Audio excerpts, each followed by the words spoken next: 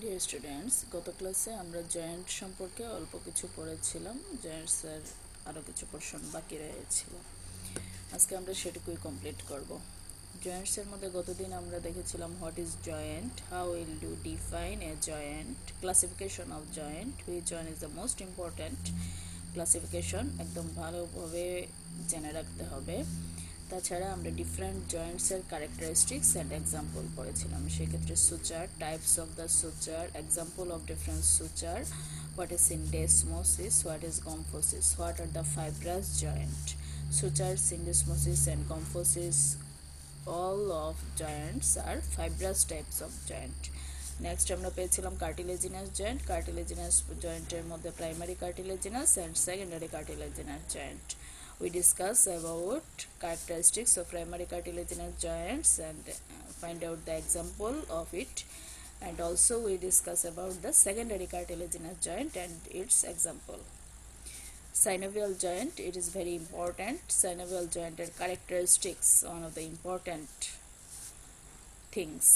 What is synovial fluid, what is articular capsule, what is ligaments, what is articular disc or meniscus, all over the structure of a synovial joint.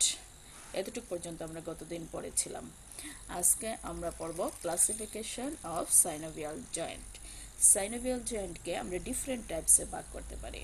Number 1, articulating বোনসের নাম্বারের উপর ভিত্তি করে কয়টা articulating bones জয়েন্টটাতে involve হবে সেটার উপরে আমরা synovial জয়েন্টকে ক্লাসিফাই করি according to number of articulating bones.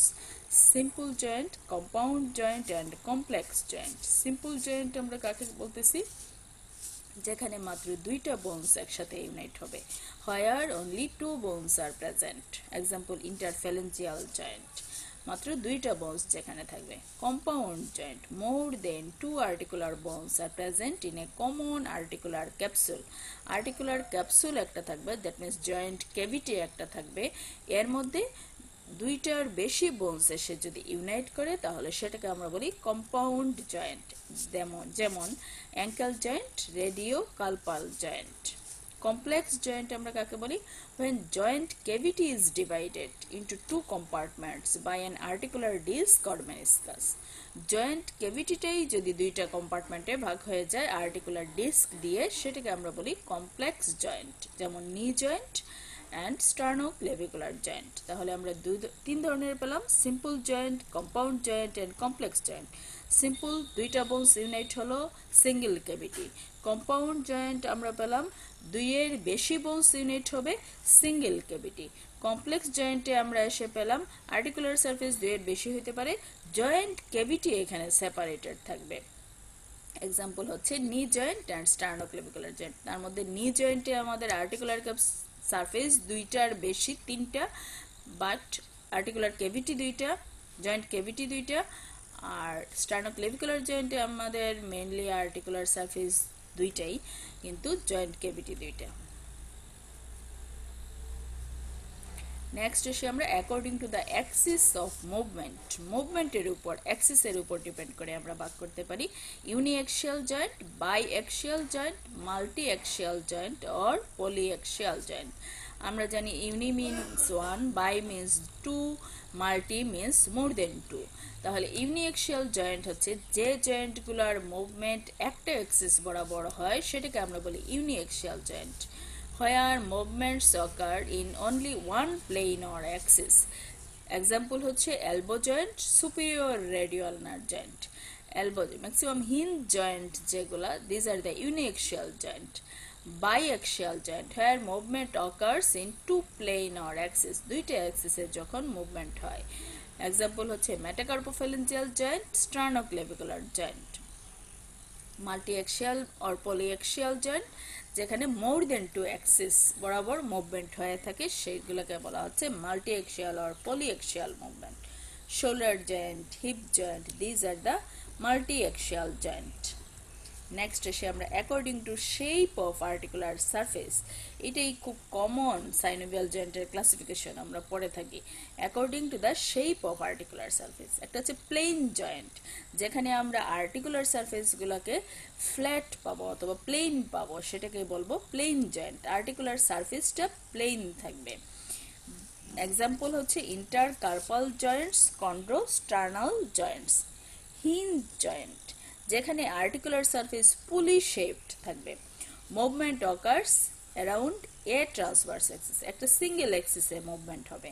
Articular সারফেসটা হবে পুলি শেপ আর মুভমেন্টটা হবে সিঙ্গেল অ্যাক্সিসে। তোমরা দেখেছো এলবো জয়েন্ট, এলবো জয়েন্টের পুলি শেপড আর্টিকুলার সারফেস ছিল। ওলিক্রান প্রসেস, করোনয়েড প্রসেস হিউমেরাসের সাথে যখন লেগেছিল, জয়েন্ট ফরমেশন করেছিল, এবং জয়েন্টের মুভমেন্টও হচ্ছে uni axis, only flexion extension is possible.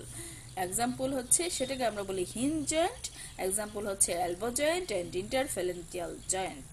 Pivot type of joint, where articular surface of one bone is rounded and fit into concavity of another bone. একটা articular surface rounded থাকবে, তার কনকেভিটির মধ্যে আরেকটা আর্টিকুলার সারফেস গিয়ে fit হয়ে যাবে, সেটাকে বলা হচ্ছে pivot type of joint. Example হচ্ছে superior radioulnar joint, median atlantoaxial joint. Next is a condylar joint. The round articular surface of one bone fit into socket type of articular surface of another bone.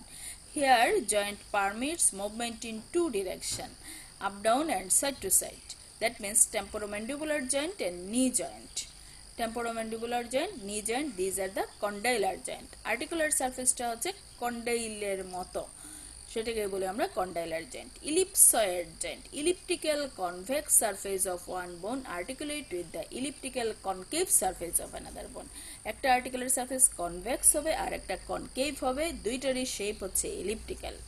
And here movements biaxial movement occur, একটা anteroposterior axis একটা transverse অ্যাক্সিসে হবে।